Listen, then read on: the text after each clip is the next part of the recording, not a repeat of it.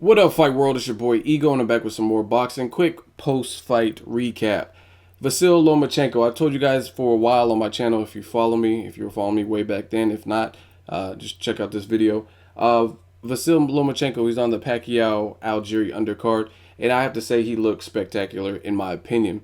Now, before people jump down my throat, no homo, I understand he was in there with a guy who really hasn't done shit in boxing and was a limited guy.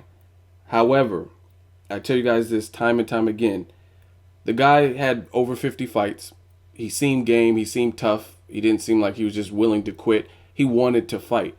So I'm not saying I always want to see Lomachenko fight. Of course I want to see him fight those higher caliber opponents, the guys we consider more or less elite in that division. However, this was a game opponent with some on-the-job experience at the very least, and it looked like he might have had decent power. And Lomachenko made him look like absolute shit. His name was Piria Pino or whatnot, and he just looked like shit. Lomachenko hit him when he wanted to.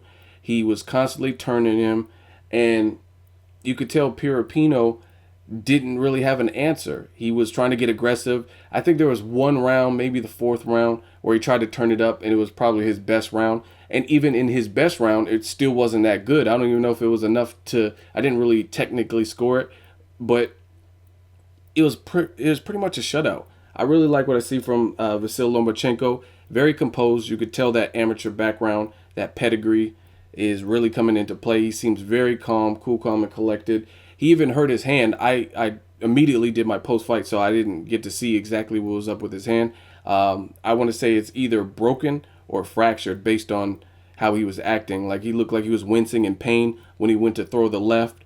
If you guys know exactly what happened, if you stuck around for the post-fight interviews and stuff or read anything, let me know what happened to his hand. But, I mean, I could tell just from watching something was wrong with the hand. I've seen it time and time again because he was reluctant to throw, and it looked like he was in pain when he was throwing it. So he basically shut out a dude who was game and tough with mediocre power at best, or, you know what I mean, maybe even more power than that, I don't really know. And he made him look like shit, like pure shit. In his footwork, ring generalship, and his work rate, just those skills alone are a problem for anyone in the division, straight up. Because what he's doing with his footwork, what he's showing you is pretty ridiculous. To me, I see shades of Willie Pep, shades of Floyd Mayweather, and he's a good fighter. He beat Felix Verdejo in the amateurs and went on to say Verdejo was his toughest challenge. He has a great pedigree in the amateurs, and it looks like his style is still, he's learning on the job, and he's still transitioning pretty well, in my opinion, in a pro fight. Again, the caliber of opponent tonight wasn't that great, but he did beat Gary Russell Jr. pretty much in the same fashion. And you got to give the guy credit for fighting one-handed and still having a dominant shutout. So I really look forward to his next fight.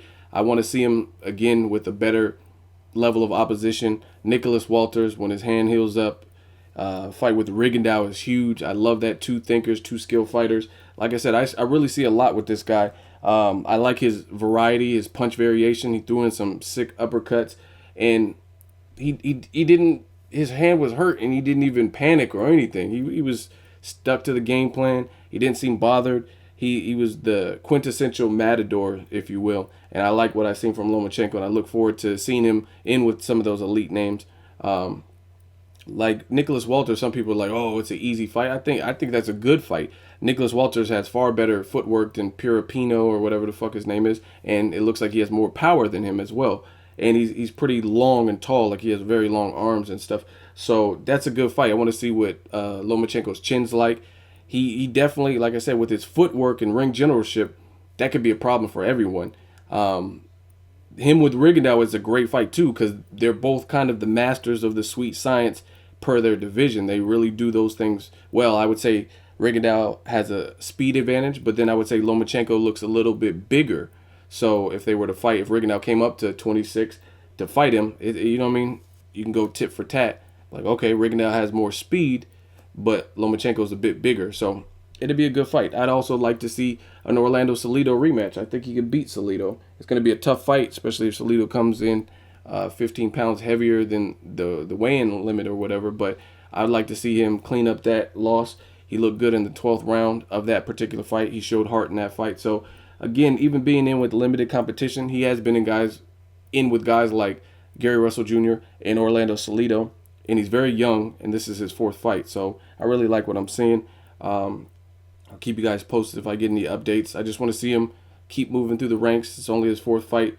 As far as advice, the only advice that I would really say is at a pro level, if you have the opportunity, you have a guy that's not on your level, like this guy was tonight, Piripino or whatever, do more responsibly to make it a short night. You know what I'm saying? I think he could have, before he fucked his hand up, he could have probably got a stoppage. You know what I mean? Just did enough to overwhelm him and had the ref at least jump in for a TKO stoppage.